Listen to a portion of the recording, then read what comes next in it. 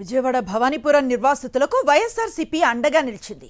42 flats ను కూల్చివేసిన ప్రాంతాన్ని వైఎస్ఆర్సీపీ నేతలు అవినాష్, వెల్లంపల్లి, మల్లాది విష్ణు సహా పలువురు నేతలు సందర్శించారు. బాధితులకు ధైర్యం చెప్పి భరోసాగా ఉంటామని తెలిపారు. కూల్చివేసిన ఇండ్లను పరిశీలిస్తూ ఉండగా బాధితులు కన్నీళ్లు పెట్టుకుంటూ తమ ఆవేదనను తెలియజేశారు. ప్రభుత్వం తమపై కనికరం లేకుండా వ్యవహరించిందని వాపోయారు.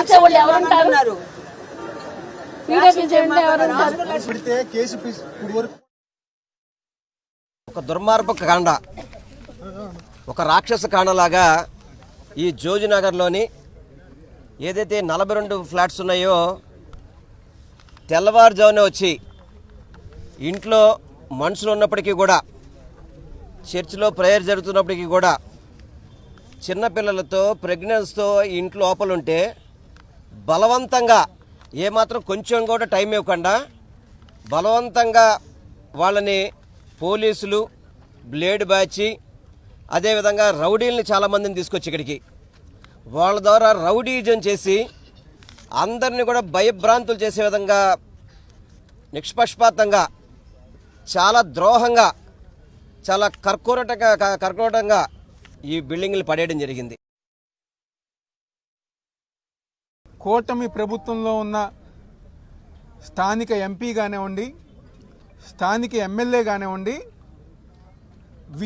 వీళ్ళిద్దరు ఒక సహకారంతో దాదాపుగా 200 మంది పోలీసుల్లా కాకుండా ఒక గూండాలుగా, రౌడీలుగా అర్ధరాత్రి పూట తెల్లారుజామున వచ్చి ఇంట్లో మహిళలను చూడకుండా, చిన్నపిల్లలు ఉన్నారని చెప్పి చూడకుండా, పాపం పెద్దవాళ్ళు వయసులో ఉన్న వాళ్ళని గారు చూడకుండా కొంతమంది గూండాలతో పోలీసులు కలిసి పాపం అందరిని గారు బయటికి తీసేసి వాళ్ళ ఇల్లు అన్ని గారు పగలగొట్టి ఈరోజు ఒక రౌడీ రాజకీయం విజయవాడ నగరంలో, ఈ రాష్ట్రంలో జరుగుతుంది.